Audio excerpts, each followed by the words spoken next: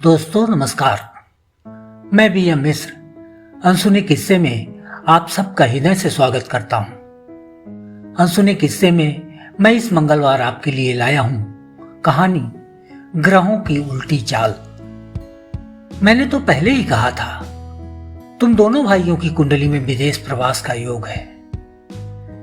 बेटे सुधीर का रिजल्ट देखकर भास्कर जी उत्साह से चिल्लाते हुए बोले, सुधीर अब तुम भी लंदन जाने की तैयारी करो, वहां अच्छी नौकरी मिल जाएगी। अपने देश में तो तुम जैसे होनहार लोगों के लिए नौकरी है ही नहीं। सुधीर लंदन चला गया। इधर दोनों बेटों के दूर होने का दुख मां जानकी को बर्दाश्त नहीं हुआ। वह चल बसी। भास्कर जी ने जानकी के गुजरने की सूचना दोनों बेटों को देने की कोशिश की, लेकिन किसी के पास इतनी फुर्सत नहीं थी कि वो भास्कर जी का फोन रिसीव कर पाते।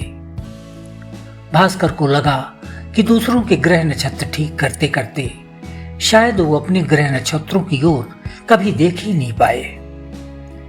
तो आइए सुनते हैं अर्थ के बोझ से कमजोर हो रहे पारिवारिक रिश्तों की असलियत उजागर करती ये कहानी। बुलेट के चौड़े मुंह वाले साइलेंसर से निकल रही कान फोड़ू आवाज से पूरा घर दमदमा उठा। सुधीर उचकता हुआ बरामदे में बैठे पिता भास्कर के पास पहुंचा और उनसे लिपट पड़ा। डैड, आज मेरा रिजल्ट आ गया। मैंने कॉलेज में टॉप किया है।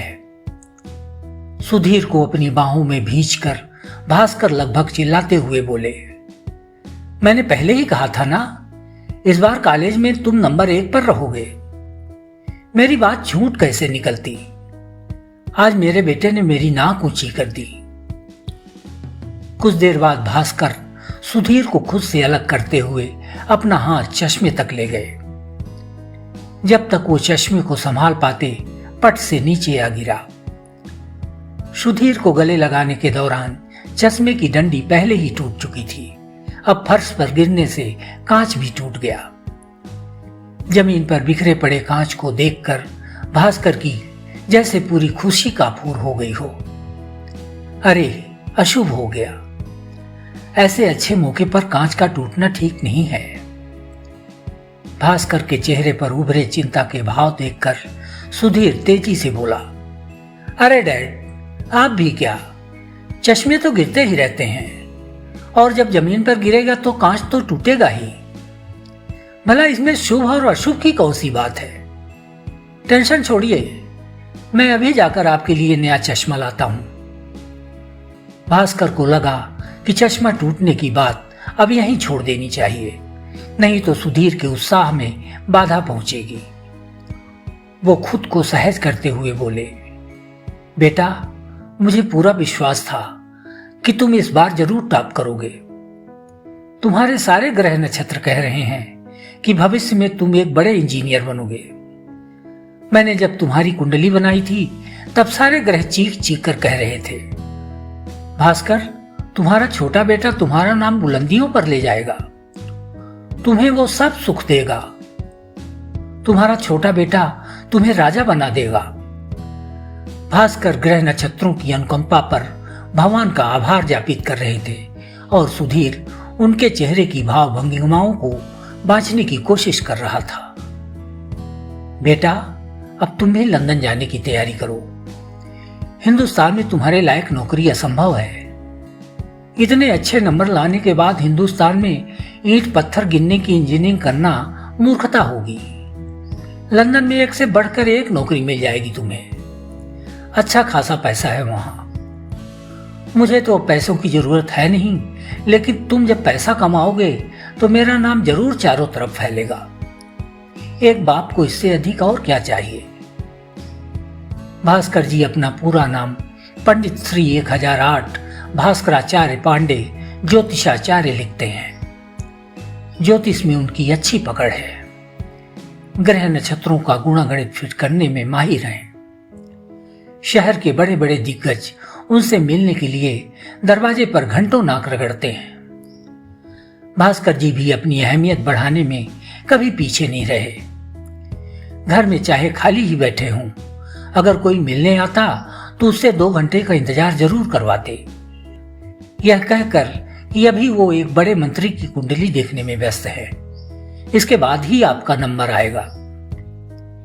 भास्कर जी का बड़ा बेटा रमेश लंदन में रहता है। 4 साल पहले उसने इंजीनियरिंग की पढ़ाई पूरी की थी।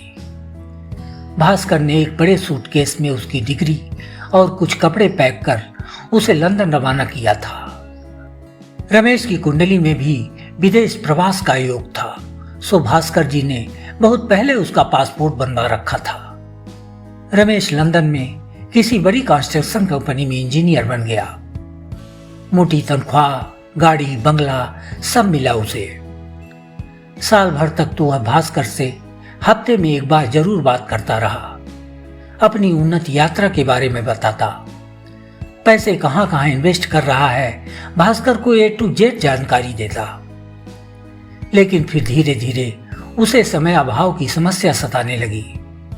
उसने फोन लगाना बंद कर दिया।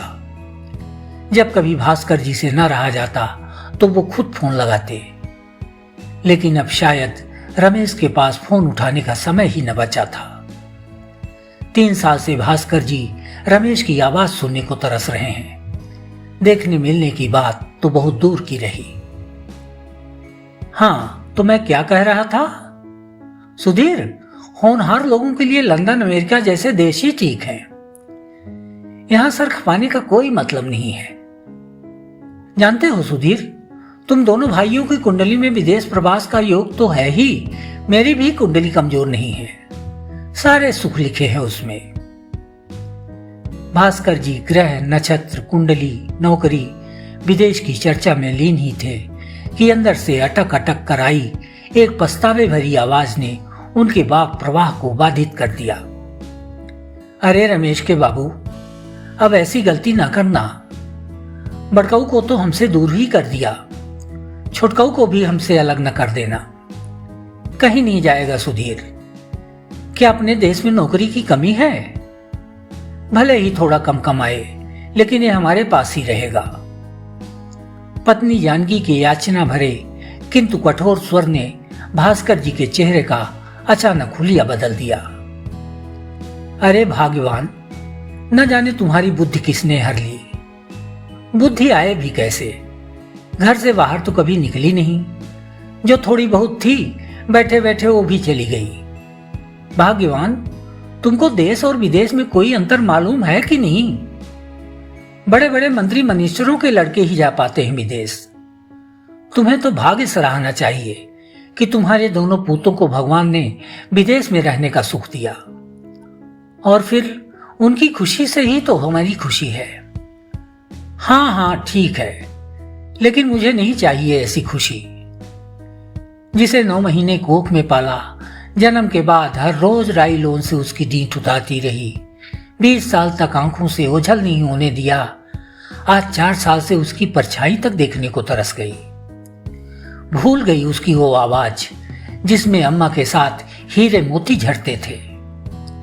रमेश के बाबू, अब हमें नहीं चाहिए ऐसी धन दौलत, नहीं चाहिए ऐसी शोहरत जो संतान को छोड़ देने से मिलती हो। मैं कह देती हूं, अब जो दोबारा सुधीर को लंदन जाने के लिए बोला तो मेरा मरा हुआ मुंह देखोगे। मैं किसी भी हाल में अपने छुटकाऊ को विदेश न भेजूंगी। जानकी की सख्त बातें सुनकर ऐसा लगा जैसे भास्कर जी के ग्रह नक्षत्रों की चाल गड़बड़ा गई हो। उनका चेहरा लटक गया। वो सुधीर की ओर ताकने लगे। अम्मा, बाबू ठीक ही तो कह रहे हैं। यहां हमारी पढ़ाई का कोई मतलब न रह जाएगा। इतनी मेहनत करके टॉप किया हूं, कोई सड़ी सी नौकरी करके अपना भविष्य चौपट नहीं करूंगा। अम्मा देखो ना, भैया का लंदन में बड़ा नाम है, अच्छे इंजीनियरों में गिनती होती है उनकी। मैं भी उनके जैसा ही नाम और पैसा कमाऊंगा। अम्मा तुम चिंता न करो, अगर तुम्हें ज्यादा दिक्कत होगी तो 1-2 साल में तुम भी लंदन आ जाना मेरे पास। अरे चूल्हे में गया तुम्हारा लंदन, हमें तो अपने देश गांव प्यार लगता है। अपने बाबू को लेते जाओ। यह कहते हुए जानकी तेज आवाज में बोली, आओ पहले खाना खा लो, फिर जाना लंदन। चमचमाती डाइनिंग टेबल पर सजी थाली के चारों ओर पानी फेरते हुए भास्कर जी ने अपनी कुर्सी सुधीर के करीब खिसकाई और अपने मुंह को सुधीर के कानों से सटाते हुए फुसफुसाए, देखो बेटा, तुम्हारी मां अनपढ़ है, वो क्या जाने विदेश में रहने की शान। उसकी बातों पर ध्यान न देना, अपनी तैयारी शुरू कर दो। अगले हफ्ते की फ्लाइट में टिकट करवाए देता हूं। देखो, कल रमेश से भी बात करूंगा, उसी के साथ रहना तो ठीक रहेगा, अकेलापन न महसूस होगा। जी बाबूजी कहकर सुधीर स्वादिष्ट भोजन में लीन हो गया। रमेश, कई बार ट्राई किया, तुम्हारा फोन क्यों नहीं लगता बेटा? जी डैड, इस समय मैं थोड़ा बिजी हूं, बाद में बात करता हूं। अरे सुनो तो बेटा, वो सुधीर। फोन कट चुका था। बगल में बैठा सुधीर समझ चुका था कि भैया के पास टाइम की कमी नहीं है, शायद हम लोगों के प्रति उनका प्रेम ही कम हो गया है। उसने भास्कर जी का हाथ पकड़ते हुए ढाढ़स बंधाया। बाबू, चिंता न करिए, मैं कर लूंगा अपना इंतजाम। काहे भैया को देंगे तकलीफ? भास्कर जी ने जोर लगाकर सुधीर का हाथ दबाया और टेबल पर पड़े अखबार को देखने लगे। पन्ने पलटते पलटते उनकी नजर अखबार में छपे राशिफल पर जाकर टिक गई। सुबह 8 बजे की फ्लाइट से सुधीर लंदन के लिए रवाना हो गया। पत्नी जानकी के पास बैठे भास्कर जी छत की ओर ताक रहे थे। रात के 12 बज रहे थे। न जानकी कुछ बोल रही थी, न भास्कर। छत से लटक रहे सीलिंग फैन की गति को नापते जोगते भास्कर जी ने पूरी रात बिता दी। सुबह जब सुधीर ने फोन कर बताया कि बाबू मैं ठीक से पहुंच गया हूं, तब भास्कर जी की पलकें गिरी। सुधीर को लंदन गए हुए साल भर बीत गए। भास्कर और जानकी हवेली नुमा घर में ऐसे रह रहे थे जैसे किसी एकांतवास में कोई तपस्वी। न किसी से लेना न देना, न कोई बातचीत, हंसी मजाक के लिए तो जैसे कोई जगह ही न बची हो। चारों ओर सिर्फ खामोश उदासी। सुनते हो रमेश के बाबू, न जाने क्यों आज मेरी छाती में दर्द सा उठ रहा है। वैसे तो है कई दिन से, लेकिन आज कुछ ज्यादा ही हो रहा है। छाती में दर्द, ये तो ठीक नहीं है जानकी। चलो डॉक्टर को दिखा देते हैं, बढ़ जाएगा तो परेशानी होगी। ठीक है, अब सहा नहीं जा रहा है, डॉक्टर को तो दिखाना ही पड़ेगा। जानकी ने अपनी साड़ी संभाली और उठने को हुई, लेकिन उसकी हिम्मत जवाब दे गई। भास्कर जानकी को थामते हुए बोले, 2 मिनट रुक जाओ, ड्राइवर को बुलाए लेता हूं, वो रहेगा तो उठने बैठाने में मदद करेगा। भास्कर ने मोबाइल निकालकर कई बार नंबर डायल किया, लेकिन ड्राइवर का फोन बंद बताता रहा। भास्कर जी ने हिम्मत जुटाते हुए जानकी की बाहों को कसकर पकड़ा और किसी तरह घर के बाहर आए। सड़क से निकल रहे ऑटो वाले को आवाज लगाई और अस्पताल की ओर चल पड़े। करीब आधे घंटे चेकअप के बाद डॉक्टर ने लंबी सांस ली। भास्कर जी, इन्हें बड़ा शॉक लगा है। आने वाले 3-4 दिन इनके लिए रिस्की हैं। इन्हें फुल टाइम आराम की जरूरत है। ये दवाइयां ले लीजिए और इन्हें घर ले जाइए। रात में जानकी की छाती का दर्द असहनीय हो गया। वो छटपटाने लगी। असहाय भास्कर उनके इर्द गिर्द दौड़ते रहे, कभी पानी पिलाते तो कभी जानकी की छाती को सहलाते। दुर्भाग्य से उन्होंने कभी जानकी की कुंडली न देखी थी, इसलिए उन्हें नहीं मालूम था कि आज उनकी जानकी उनका साथ छोड़कर चली जाएगी। शांत हो चुके जानकी के चेहरे पर सफेद चादर डालते हुए उनकी उंगलियां मोबाइल के कीबोर्ड पर दौड़ने लगीं। घंटियों का दौर चलता रहा, परंतु कहीं से कोई आवाज नहीं आई। दोनों बेटों को कई बार फोन लगाया, लेकिन किसी ने नहीं उठाया। थके हारे भास्कर के हाथ से मोबाइल फोन छूटकर जमीन पर गिर पड़ा। अब वो भी पूरी तरह से शांत हो चुका था, बिल्कुल जानकी की तरह। पत्नी का क्रियाकर्म करने के बाद आलीशान हवेली में भास्कर जी अकेले पड़े थे। इसी बीच उन्होंने फोन की घंटी सुनी तो लगा जैसे उनकी खोई चेतना लौट आई हो। जी डैड, मैं सुधीर बोल रहा हूं। डैड, कल मैं बहुत बिजी था, इसलिए आपका फोन नहीं उठा पाया। कोई काम था क्या? भास्कर जी बड़ी मुश्किल से बोल पाए। बेटा, तुम्हारी मां अब नहीं रही। यदि टाइम हो तो 2-4 दिन के लिए आ जाओ। ओह सॉरी डैड, अभी मुझे छुट्टी न मिल पाएगी, और फिर मैरी भी मेरे बिना यहां अकेली न रह पाएगी। मैरी? ये मैरी कौन है सुधीर? जी डैड, मैरी मेरे ऑफिस में ही काम करती है।